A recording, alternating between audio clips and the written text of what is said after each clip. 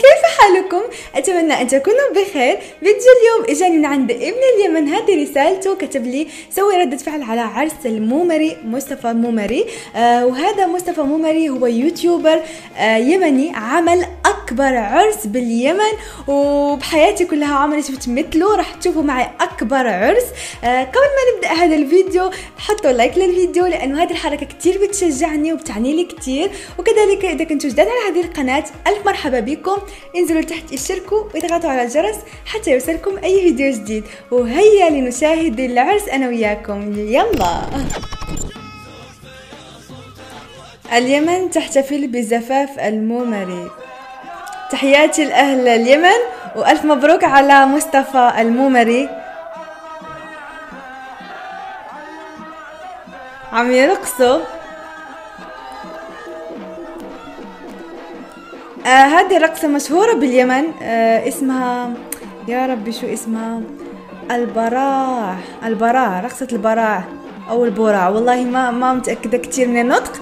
إذا كنت غلطة صححوا لي بالكومنت.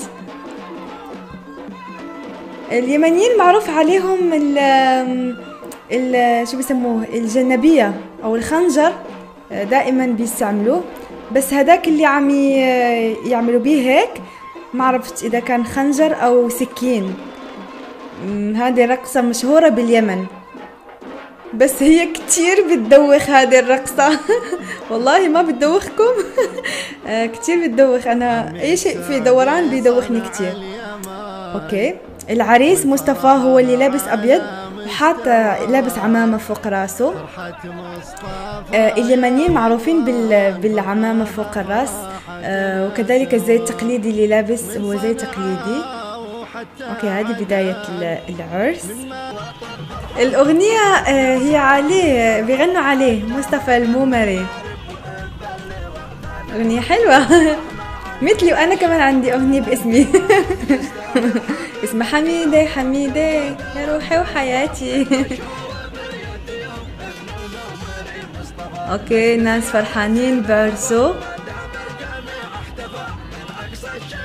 ها هو العريس. لابس الزي اليمني عفوا. لابس الزي اليمني. شوفوا معي كيف العريس فرحان. والله هذاك اللي ماسكين بايدهم شكله سكين. لأول مرة صراحة اشوف بيحملوا سكين وبيرقصوا به، بس الجنبية أنا بعرفها، يعني بعرف عن اليمنيين دائما بيكونوا عندهم جنبية مع لباسهم. أنا بعرف شوي أشياء عن اليمن. تحياتي لكم، والله ناس اليمن ناس كتير طيبين.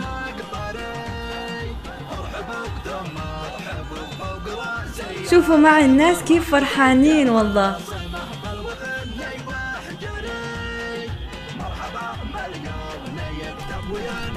شوف والله كتير فرحان.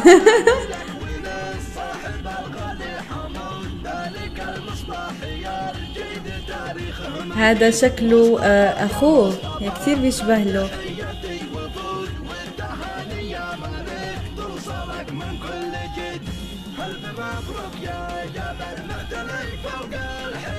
أول مرة صراحة أشوف مثل هاي الأجواء، والله يعني عندنا إحنا في بلدي المغرب، يعني مو كل الناس هيك يروحوا معك للعرس ولا في يوم عرسك، والله يعني هذه عادات مختلفة.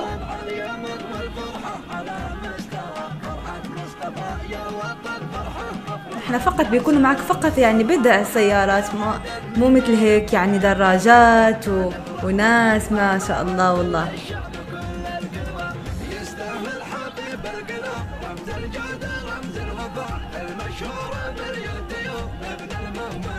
المشهور باليوتيوب. هو ما شاء الله عنده 800 ألف متابع، ما شاء الله. هو كتير مشهور باليمن. رقصة كتير حلوة. خبروني، هل هذه الرقصة يعني بتكون عند، أنا بعرف البراع برعة. هيك هيك نطقت صحيح، الحمد لله البرعة. بيرقصوها الرجالة فقط ولا حتى النساء؟ ما بعرف يعني. هل هذه الرقصة يعني عند كل شيء أو فقط الرجال؟ يلا يا يمنيين أجيبوني في التعاليق.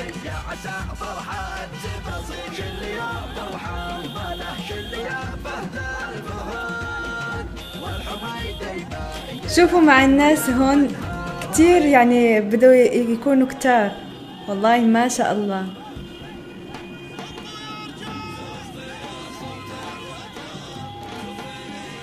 شكلهم رايحين لمحل اللي فيه العرس. شوفوا بداية تجمع الناس، ما شاء الله. والله أول مرة أشوف مثل هذه الأجواء، أجواء كتير حلوة. واو شوفوا هون، شوفوا كمية الناس الموجودين هون، يا الله. والله مصطفى محبوب عند اليمنيين، ما شاء الله، ناس كتار، يا الله. او ماي جاد، لأول مرة اشوف مثل هذه الاشياء.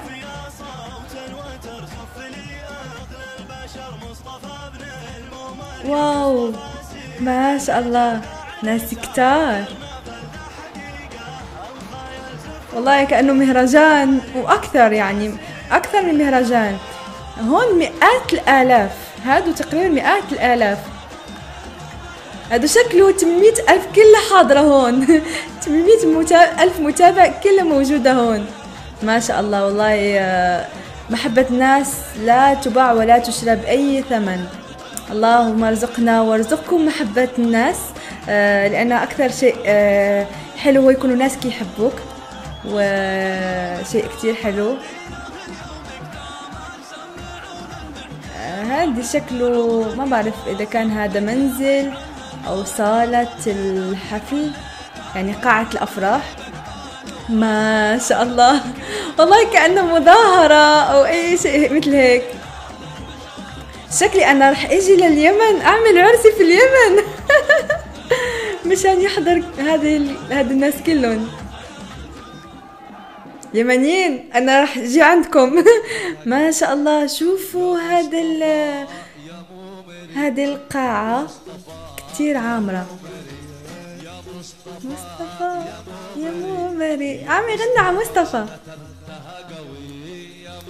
مصطفى يا مومري يا مصطفى، يا أغنية حلوة. او ماي جاد، شوفوا كمية الناس في القاعة. أول شيء القاعة كتير كبيرة، يعني والناس اللي موجودين فيها كتار، والناس اللي برا يعني ضلوا برا القاعة. يا الله مومري. والله تحياتي لأهل اليمن، أجواء عندكم رائعة. بس بدي أعرف شغلة، يعني هما عم يحضروا العرس، يرقصوا، كل شيء حلو، بس في الأكل كيف بيعملوا هذه الكمية كتير رهيبة؟ كيف بيقدروا إنهم ياكلوا في العرس؟ هذه أكتر شيء اللي جدا رح يكون مكلف إذا بدهم يطعموا مثل هاد الناس الكتار. شوفوا مسكين.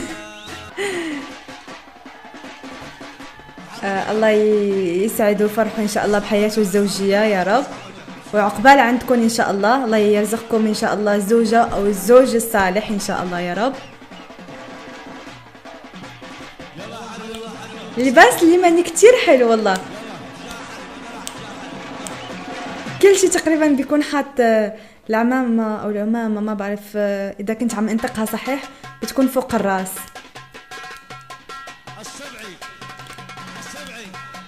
بيقولوا عالسبعي. شو هي عالسبعي؟ سبعي. ايوه. والله الناس كتير فرحانين. انا اكتر شيء بيعجبني في العرس، اهم شيء هو الفرح، بس يعني ما بيهمني اكل في العرس ولا هيك شيء، يعني مثل هاد الناس بيبينوا يعني فرحانين هما، بس مو محتاجين يعني يكونوا جالسين عم ياكلوا هيك. هذا احسن عرس والله. السبعي شو على السبعي؟ ما فهمت شو هي على السبعي. اجيبوني بالكومنت، والله ما فهمت شو هي السبعي. السبعي شوفوا كيف حاملينه. يا الله.